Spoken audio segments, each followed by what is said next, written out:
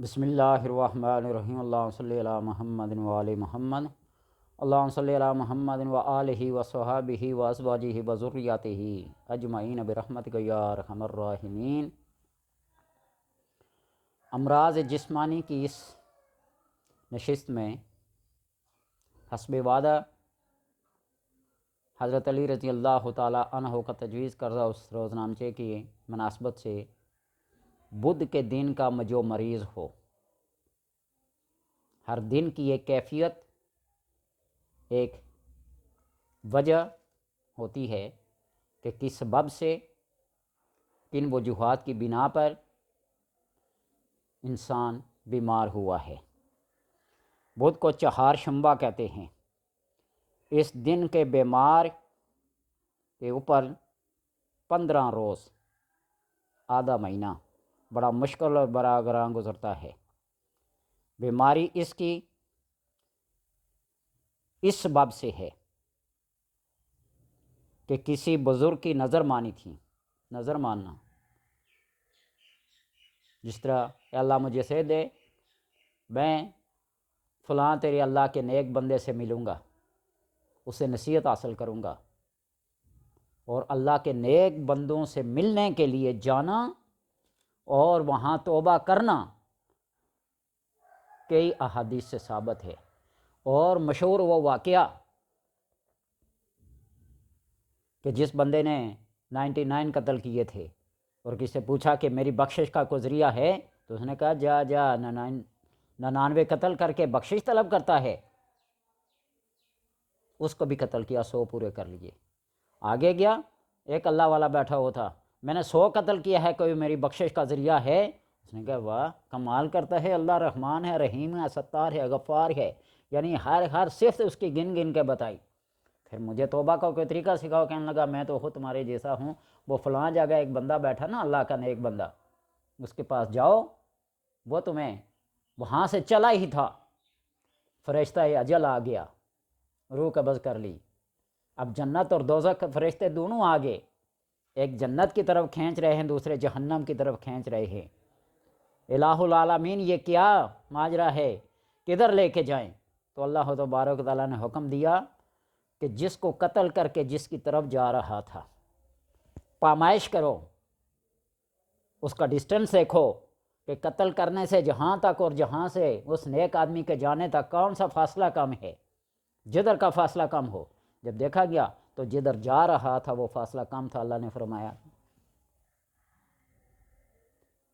وَمَن يُهَاجِرْ فِي سَبِيلِ اللَّهِ ثُمَّ يُدْرِكْهُ الْمَوْتُ فَقَدْ وَقَعَ أَجْرُهُ عَلَى اللَّهِ، جو اللہ کی راہ میں نکل پڑتا ہے اور اس کو موت واقعہ آ جائے تو اس کا وہ جو کام، جس کام سے وہ نکل رہا تھا، حج کے لیے، عمرے کے لیے، جہاد کے لیے، ماں باپ کی زیارت کے لیے، بزرگوں کی زیارت کے لیے راستے میں مر گیا، اس کا وہ کام پورا ہو گیا۔ وَقَدْ وَقَعَ أَجْرُهُ عَلَى اللَّهِ۔ تو اس لیے کسی بزرگ کی اگر نظر منت مانی تھی اور اس کو پورا نہیں کیا تو اس نظر اور منت کو پورا کرے، اس کی وجہ سے اس کو کوئی رنج پہنچا ہے، تکلیف پہنچی ہے۔ اس کا مطلب میں آسان معنوں میں یہ سمجھاتا ہوتا نا کہ کوئی کسی سے وعدہ کرے کہ فلاں جگہ ملنا ہے اتنے بج کر اتنے منٹ پر، بندہ لیٹ ہو جائے، نہ پہنچ سکے، یاد بھول جائے، تو اس انتظار کرنے والے بندے کی کیفیت کیا ہوگی۔ بڑا لمبی بات نہیں کرتا، بزرگ کی نظر مانی، اس کی علامات کیا ہیں؟ درد سر، سر کا درد، پشت، کمر کا درد، سینے کا درد، یہ علامات ہوتی ہیں۔ اور اس کا صدقہ اور خیرات یہ ہے کہ دیسی گھی سے روٹی پکا کر اس کو چپڑ کر اس کی چوری بنا لے، یعنی اور 4 گز کپڑا اور تھوڑی سی چاندی اور ایک انڈا لے کر اپنے اوپر سے پھیر کر کسی غریب کو، کسی محتاج کو دے دے، اللہ تبارک و تعالیٰ اس صدقے اور خیرات کی وجہ سے شفا دے دیتا ہے۔ اور ایک عمل میں نے بتلایا تھا کسی دور میں کہ اگر مریض انتہائی لاغر ہو، انتہائی مجبور ہو، بس موت کے منہ میں ہو، اس کے بچنے کی کوئی امید نہ ہو، صدقہ اور خیرات 2.5 کلو گندم لے لیں، اس کے سینے پہ رکھیں، ایک پانی کا گلاس اس کے پہلو میں رکھیں، سورہ فاتحہ کو 41 بار پڑھیں، پڑھ کے پانی پہ دم کریں، چھینٹا ماریں، پلائیں، اور وہ گندم اللہ کی راہ میں صدقہ کر دیں، خیرات دے دیں، پھر اس کا نتیجہ دیکھیں۔ موت ٹل نہیں سکتی، موت ایک اٹل حقیقت ہے، اس کو کوئی ٹال نہیں سکتا۔ جب وقت مقرر ہوتا ہے اللہ تبارک و تعالیٰ خود بھی اس کو ٹال نہیں سکتا۔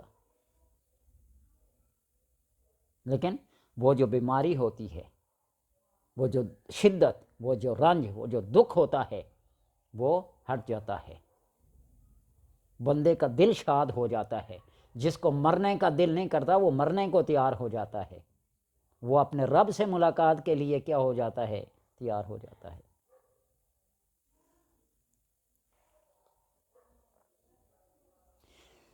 یا سوا پاؤ گوشت لے کر چیلوں کو، کووں کو، چرند پرند درند جو بھی ہیں ان کو ڈال دے، سوا پاؤ چاول اور سوا پاؤ تل کالے محتاجوں کو دے دے، اللہ تبارک و تعالی شفا دیتا ہے۔ اور اللہ لڑکا بیمار ہو، بچہ ہو، دودھ پیتا بچہ ہو، تو اس کی دودھ پلائی نے ایک عورت غیر کے سامنے دودھ پلایا ہے، اس کی ماں نے اس کو کسی غیر عورت کے سامنے دودھ پلایا ہے، تو پھر نظر لگ جانے کی وجہ سے ایسا ہوتا ہے، بچہ سست ہو جاتا ہے، روتا ہے، دودھ کو منہ نہیں لگاتا۔ ایک چراغ لے لے، دیا لے لے، اس کے اندر روشن دیا جلائے گھی ڈال کر، اور مریض کی طرف اس کا منہ رکھے، تو اللہ تبارک و تعالیٰ اس کی نظر اتار دے گا۔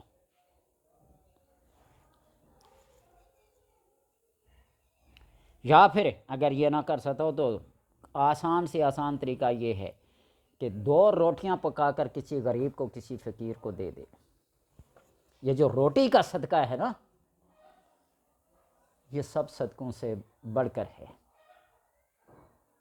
واقعہ سنا ہوگا نا، واقعہ سنانے کے لیے ویڈیو نہیں بنا رہا ہوں، ضمناً یہ ایک مثال دے رہا ہوں کہ کسی خاتون نے وہ روٹی کھاتے ہوئے کسی فقیر کی آواز سنی نا، تو وہ اپنی بھوک کو چھوڑ کر اس فقیر کو وہ روٹی دے دی۔ چند دنوں کے بعد وہ جنگل میں لکڑیاں کاٹنے کے لیے کسی درندے نے اس کے بچے پر حملہ کیا، کھانے والا تھا، کہ اس کے منہ سے